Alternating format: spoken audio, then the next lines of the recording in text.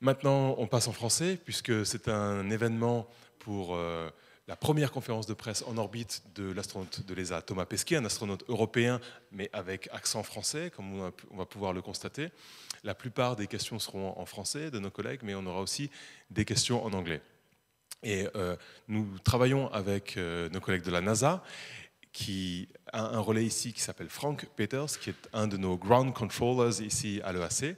Et Frank, qui est là-haut sur la galerie, vient de me dire dans l'oreillette que j'ai ici, un petit peu comme les présentateurs du 20h, pour me dire qu'on a 3 minutes avant de parler à Thomas. Vous savez que c'est quelque chose de très inquiétant, presque, j'ai envie de dire, ce genre de liaison. On en fait très rarement, en fait, live. Ça a l'air très simple comme ça. Maintenant, on est habitué aujourd'hui avec Skype, avec tout un arsenal d'applications pour se parler partout sur Terre. Mais dans l'espace, ce genre de liaison est faite relativement rarement, à peu près une dizaine de fois sur 6 mois. Et la raison pour laquelle c'est toujours un petit peu tendu, c'est que, comme vous le savez, la station spatiale est à 400 km d'altitude et voyage à une vitesse de 7 km par seconde, 28 km/h.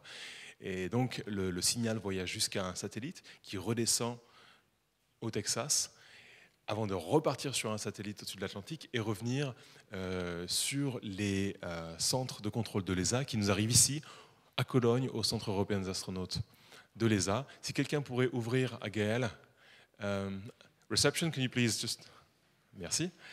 Et on est à moins de 2 minutes maintenant de notre appel avec Thomas. Nous allons commencer de manière classique avec le fameux Station, can you hear me? C'est ce que je vais dire à la station tout à l'heure. Et on va voir si Thomas peut nous entendre correctement. Si jamais il y avait la moindre perte de signal, on le saurait à l'avance, j'espère. Et sinon, dans tous les cas, on fera le mieux pour y pallier. Nous allons parler à Thomas pendant 20 minutes. En ce moment, mes collègues de la NASA au centre de contrôle de Houston, le fameux Houston We Have a Problem Center, est en train de voir que tout marche bien pour Thomas dans la station spatiale. On attend de Thomas qu'il soit installé confortablement dans le laboratoire de l'ESA, Columbus, que vous avez ici en modèle réduit.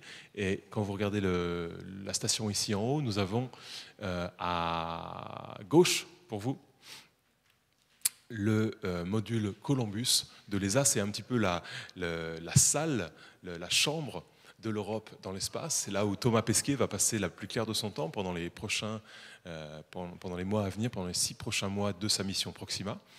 Et maintenant, nous devrions être très proches de l'événement. J'attends la commande de mes collègues du centre de Houston pour appeler la station spatiale. Encore 20 secondes avant de prendre contact avec la station spatiale. Et j'attends maintenant de manière imminente l'appel de la NASA pour commencer le contact avec Thomas. Alors attention, ça va être maintenant.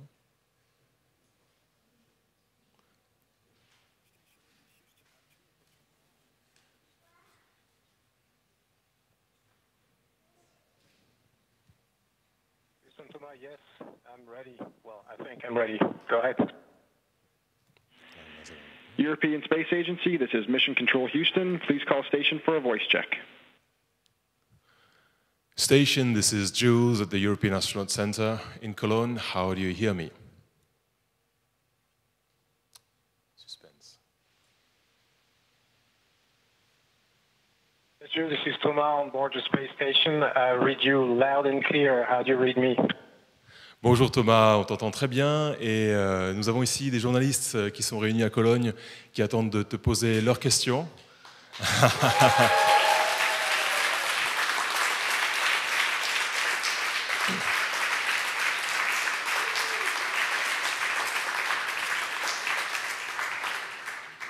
Et on commence tout de suite avec la première question. Bonjour Thomas, je suis Gaëlle Joly de France Info. Vous allez être notre envoyé spatial pendant tous ces mois. Ça fait plusieurs jours que vous êtes dans l'espace. On a envie de connaître vos premières impressions. Comment vous vous sentez? Comment votre corps s'adapte? Comment ça va?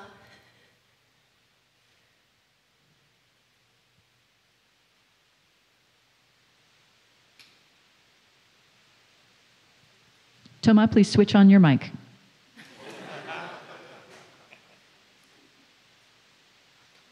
On à part le fait que j'ai oublié mon micro, on s'est adapté très vite. On n'a pas été malade du tout. Tout le monde se sent super bien. Finalement, travailler en impesanteur, c'est hyper naturel. Au bout de quelques heures, on s'oriente à prendre les virages en 3 dimensions, monter, descendre, travailler à l'envers. Donc tout ça, ça s'est très bien passé. Je suis un peu gonflé, j'imagine, parce que on a l'afflux des fluides et du sang vers le cerveau au lieu de tomber dans les jambes. Mais c'est normal, ça va se résorber au bout de quelques semaines ou quelques mois. Et puis voilà, on s'adapte doucement à la vie ici sur l'ISS. C'est immense, c'est plein d'équipements. Il y en a absolument partout, donc il faut vraiment s'orienter, ça prend un peu de temps, mais on est déjà pas mal installé. Mes partenaires d'expédition sont des vétérans, donc ils connaissent ça par cœur, ils m'aident beaucoup. Et voilà, au bout de quelques jours, je suis super content d'être là et on a déjà commencé à bien travailler depuis lundi. Vous dormez bien ?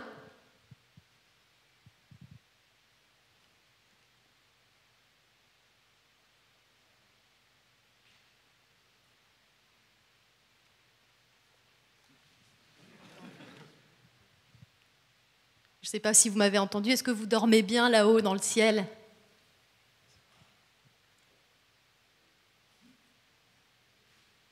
Ah pardon, oui, non, j'avais pas entendu. Je dors très très bien. Je dors comme un bébé. En fait, c'est super agréable parce que on dort en flottant comme ça. On est retenu juste à la paroi de nos petites cabines individuelles qui sont juste derrière la caméra là, que vous pouvez pas voir, avec un sac de couchage qui est accroché au mur et on flotte comme ça. On a les bras qui flottent un petit peu. C'est super reposant.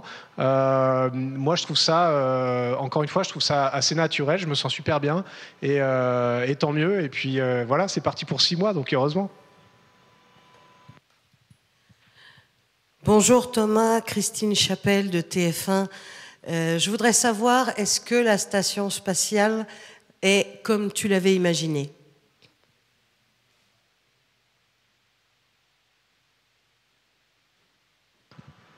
Bonjour Christine.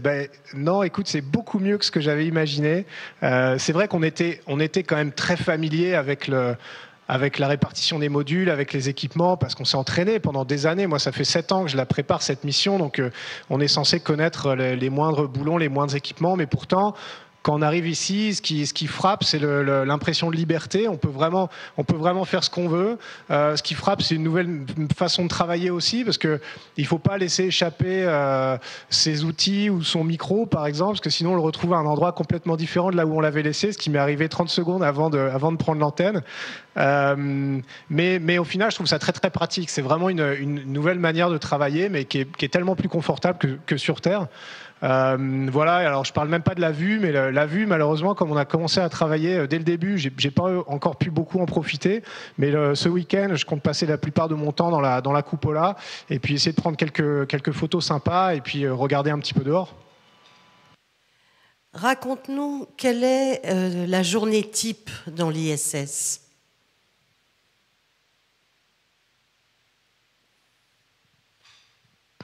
Alors la journée type dans l'ISS, on va se lever à 6h du matin à peu près. Ensuite, on a à peu près 1 heure et demie pour se préparer, prendre sa douche, faire le petit déjeuner, etc. Enfin, comme sur Terre. Et puis à 7h30, on commence par une grande conférence avec tous les centres de contrôle, le centre de contrôle de l'ESA notamment à Munich, en Allemagne. On passe en revue le plan de la journée, on pose nos questions, on répond aux questions qui ont été posées. Et ensuite, c'est parti pour un peu le marathon de la journée. On est encadré, aidé par le centre de contrôle qui va répondre à nos questions, qui va nous donner des informations. On échange beaucoup par radio. Et puis voilà, le plan nominal, ça va être des activités pour entretenir la station. Donc hier, par exemple, j'ai testé tout le système d'eau pour m'assurer qu'il n'y a pas de bactéries indésirables ou de choses comme ça. Ça m'a pris un moment. Et puis j'ai déjà réalisé des expériences dans Columbus, 2 nouvelles expériences qui étaient prévues pour ma mission, que j'ai déjà commencé à installer hier. Une avec des surfaces innovantes qui sont auto-nettoyantes, en fait, sur lesquelles les bactéries adhèrent pas, que j'ai réparties un peu partout dans la cabine. Et une pour le traitement de l'eau qui faisait partie de mes activités d'hier. Il y a aussi un dosimètre actif qui est juste là à mes pieds. Partout autour de nous, c'est des équipements scientifiques, donc c'est à ça qu'on s'occupe la plupart du temps. Et puis parfois aussi, il y a aussi des pannes et des réparations. Et par exemple, on a passé une bonne partie de la journée aussi, c'était pas prévu, à réparer les toilettes qu'on cassait dès le 2e jour. Donc ça, c'était un peu la tuile. Mais en même temps, je me dis que ça arrive au début de la mission. Ça y est, on a utilisé notre quota de malchance et maintenant, ça devrait marcher jusqu'à la fin. Du moins, j'espère. Hi, this is Petra from Reuters Television. I have a question in English. Have you spoken to your family and friends yet? And how is it for them to talk to somebody who's up in space?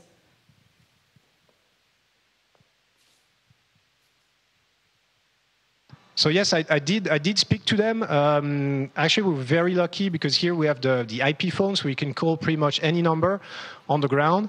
And it was great for them because, you know, seeing the rocket launch is very impressive. So it was hard emotionally for everybody, maybe more for them than for me, because from inside the rocket is just like in the simulator. It shakes a little bit more, and you feel the G's. But other than that, you're pretty much used to it. But after this, so I kind of disappear in the sky. So it's good for them to finally see me and talk to me, and it makes the whole thing a little bit more normal. So that was very reassuring for them that we're able to talk, and that's good for me because it's just like being on a business trip. Actually, it's just a 6 months, absolutely unbelievable business trip, but that's what it is, and I get to talk to them as often as I can. And this weekend we'll have our first video conference, so I'm hoping to show them around the ISS a little bit.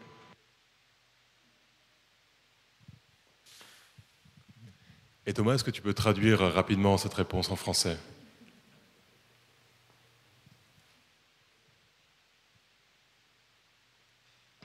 Oui, avec plaisir, Jules. Oui, je parle souvent à mes proches, en fait. On a le téléphone sur IP. Je peux les appeler tous les jours, ce qui est rassurant pour eux. Après m'avoir vu disparaître comme ça dans le ciel sur une fusée, je sais que c'était important qu'on puisse se parler, qu'on puisse se voir. Donc le téléphone, quasiment tous les jours, je peux appeler ma famille et mes amis pendant quelques minutes. Et puis une fois par semaine, le week-end, on a une vidéoconférence. Et puis la première arrive le week-end prochain. Et j'espère leur faire visiter un petit peu l'ISS, comme je vous la montre un peu à vous aujourd'hui, mais de manière limitée.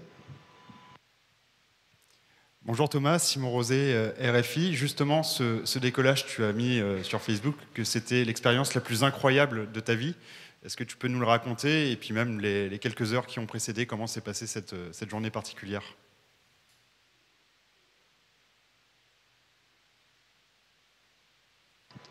Oui, c'était assez spécial. Il y a beaucoup de rituels. Donc les Russes, nos partenaires russes ont l'habitude de lancer des hommes dans l'espace depuis des années. Ça se passe à peu près toujours de la même manière depuis le début. C'est ça qui est assez intéressant.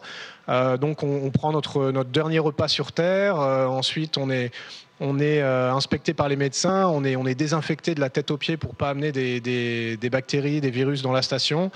On se retrouve au building d'assemblage du Soyouz, on enfile nos scaphandres, on les teste, on parle à la famille à travers la vitre, et ensuite on a la scène du départ où on salue les responsables russes, on monte dans le bus, et là c'est vraiment la dernière fois qu'on voit la famille sur Terre. Le bus s'éloigne, nous emmène à la fusée, on monte dans un ascenseur qui m'a paru interminable, parce qu'à chaque étage je me disais bon ça y est on est arrivé, finalement on n'était pas arrivé, donc c'est quand même assez haut, une fusée Soyouz.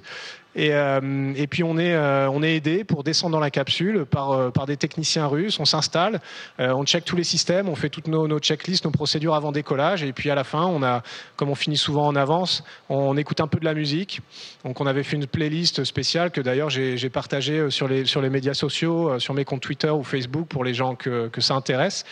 Et puis voilà, ensuite on attend tout bêtement le décompte final qu'on a entendu 10 fois au simulateur, mais là c'est pas tout à fait pareil. On s'est serré la main avec Oleg et Peggy, puis ensuite c'était parti, quoi. Donc on sent l'accélération qui augmente jusqu'à la séparation du premier étage, où là on est vraiment écrasé dans le Soyouz. Et puis quand le premier étage se sépare, il y a une espèce de sensation de ralentissement. On a l'impression qu'on tombe, en fait, c'est assez impressionnant. Et puis ça recommence à accélérer avec le deuxième étage, troisième étage, 8 minutes 48 comme ça d'accélération. Et puis au bout d'un moment tout s'arrête, et encore une fois c'est comme un coup de pied aux fesses. On est injecté en orbite comme ça, et là tout commence à flotter dans la cabine, et là ça y est, on s'est serré la main, on est arrivé dans l'espace, et tout de suite après on a commencé à bosser parce qu'il y a des manœuvres à réaliser avec le Soyouz pour nous amener sur la bonne orbite, et voilà, donc à peu près 6-7 heures après le décollage on a pu dormir, et là on s'est tous écroulés parce c'était quand même une assez longue journée. Deuxième jour, un peu plus de manœuvres. Troisième jour, rendez-vous avec la station spatiale. Et puis, moment un peu d'émotion quand on la voit se dessiner dans le ciel, parce que c'est quand même impressionnant. C'est de la science-fiction de rejoindre cette espèce de base spatiale qui flotte dans le ciel. Quand on la voit pour la première fois, c'est une vraie gifle à travers la figure, parce qu'on se dit, ah ouais, c'est pas que des photos ou à la télévision. Et puis après le Sassou, on retrouve nos collègues, nos amis. Et voilà, c'est le début de l'aventure. Justement, quand le SAS s'est ouvert, on t'a vu regarder partout, alors que la station, a priori, tu la connaissais par cœur. Est-ce que c'est aussi mal rangé qu'on le dit ?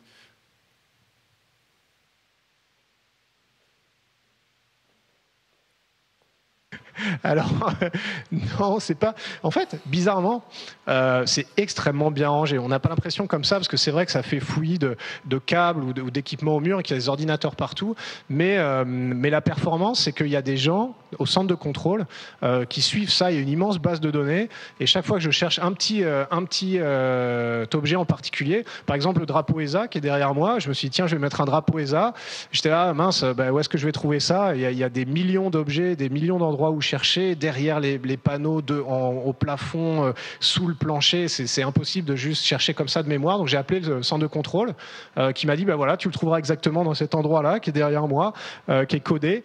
Et je suis allé ouvrir ce tiroir et j'ai trouvé ce drapeau. Donc c'est quand même assez phénoménal de voir qu'on arrive à suivre ça de manière très précise. Et d'ailleurs, pour chaque activité, ça commence toujours par aller chercher l'équipement et on va être envoyé un peu partout dans la station par la procédure qui nous dit récupère tel équipement à tel endroit, tel équipement à tel endroit. On assemble tout ça, on fait notre activité. Ensuite, c'est important de bien les remettre à la bonne place. Le maillon faible, un peu dans tout ça, c'est l'équipage. Si jamais on remet pas les choses exactement à leur place, on les retrouve pas ensuite. J'ai utilisé un tout petit outil dans la boîte outil de Columbus hier qu'on a utilisé pour réparer justement les toilettes. Désolé d'insister, mais je l'ai remis de manière très attentionnée, parce que sinon c'est perdu et après on n'a pas des doubles pour tout malheureusement. Donc c'est un challenge. Mais c'est un challenge qui, je pense, est réussi tous les jours par les équipages et surtout par le centre de contrôle. Bonjour Thomas.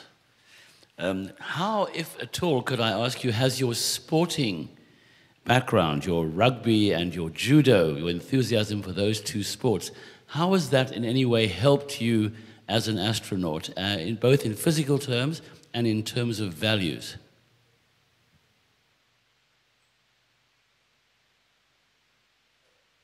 Well, it's a great question. I think there's really two factors.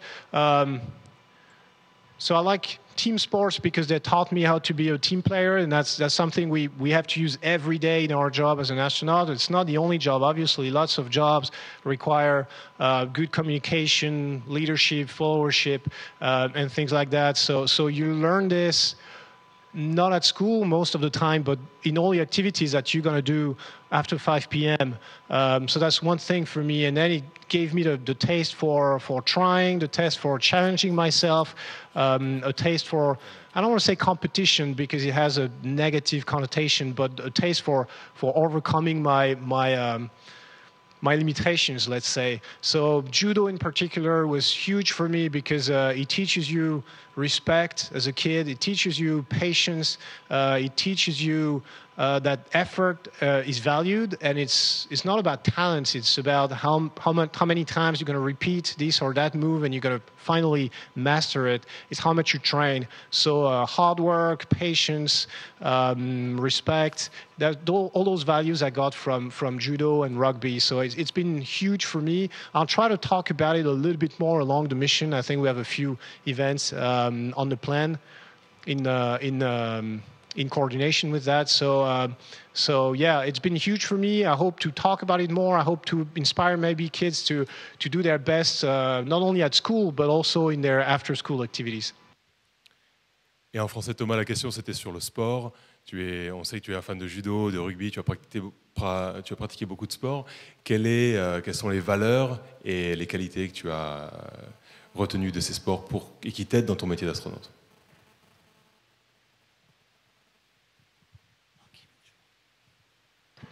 Effectivement, les sports, ça a été vraiment beaucoup pour moi.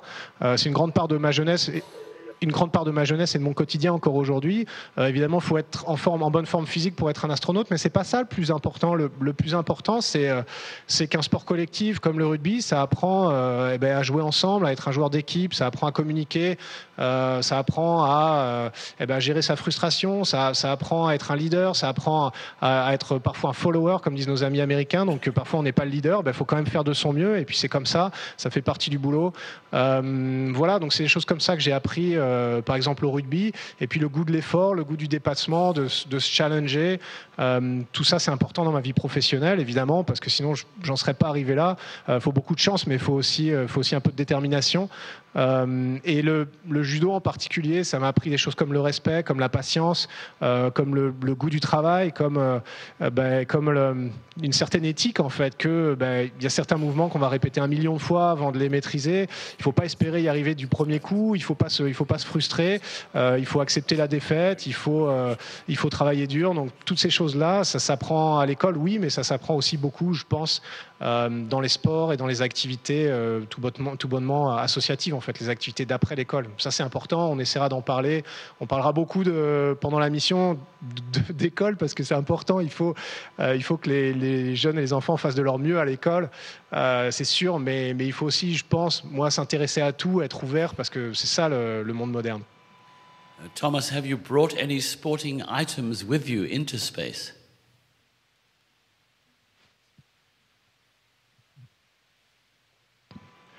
Yes, there's a few. So first of all, we do 2 hours and a half of exercise. So we do running on a treadmill. The treadmill is actually horizontal, so we run on a wall like this. Not here in Columbus, but in another module. We have a fantastic weight machine. So obviously it's not weight, it's air pressure. But every day we lift on board the ISS. So it's not the most fun sports, but we have to do it to stay in good shape. Otherwise, you lose muscle mass, you lose bone mass, and you're simply too weak when you come back to space. So thanks to all these new machines that we have on the ISS, we come back in a good shape.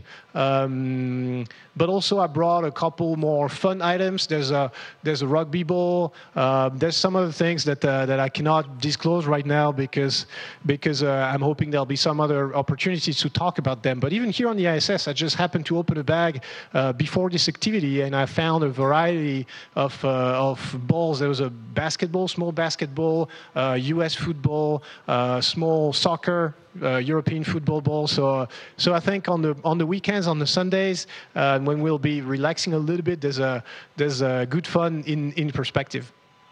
Okay, the last question. Bonsoir Thomas, Olivier Sanguy, Cité de l'Espace. Une question qui vient de Michel Chevalet de iTélé. Est-ce que passer 48 heures dans le Soyouz n'a pas aidé à s'acclimater à l'impesanteur, étant donné qu'il est plus petit que l'ISS ?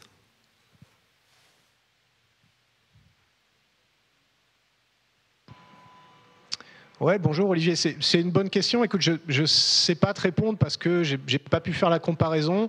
Peut-être, mais tu sais, même dans le Soyouz, on est quand même un peu au plafond, on est quand même un peu sur le côté parce que justement c'est tellement petit qu'il faut vraiment utiliser toute la place disponible. Donc on a passé beaucoup de temps à faire un peu du Tetris comme ça pour faire rentrer du Tetris en 3 dimensions pour faire rentrer 3 membres d'équipage dans un volume assez petit. Et puis il fallait dormir, il fallait manger, il fallait vivre pendant 2 jours. Donc c'était un peu l'expédition dans l'équivalent d'une petite voiture, d'un très très long road trip. Peut-être que ça a aidé, je ne sais pas répondre à cette question. Tout ce que je peux te dire, c'est que moi j'ai la chance, et avec mes collègues, on a eu la chance que ça se passe très très bien. Il y a 30% des gens qui sont un peu malades en montant, c'est normal, ça veut rien dire, et puis ça disparaît au bout de quelques jours, mais nous ça nous est pas arrivé, heureusement, parce qu'être malade dans le petit volume du Soyouz, ça aurait pas été très agréable. Donc tu répondras à Michel que malheureusement je ne sais pas répondre à sa question, mais en tout cas je suis content qu'on n'ait pas été malade. Voilà. Merci beaucoup Thomas. Ici, depuis le Centre européen des astronautes, on te souhaite une très bonne journée en orbite and see you soon.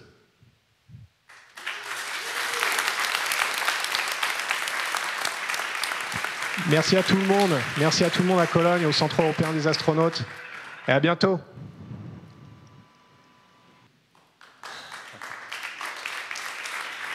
Station, this is Houston ACR. Thank you. That concludes our event. Et voilà, ça c'est rapidement le centre de contrôle de Houston qui vient d'envoyer notre astronaute Thomas Pesquet à sa journée normale. Il peut continuer à travailler maintenant. Merci à tous d'avoir suivi notre stream sur le web. Merci à tous d'avoir été ici pendant l'événement. On se retrouve à bientôt pour un autre événement ici à Cologne. Au revoir.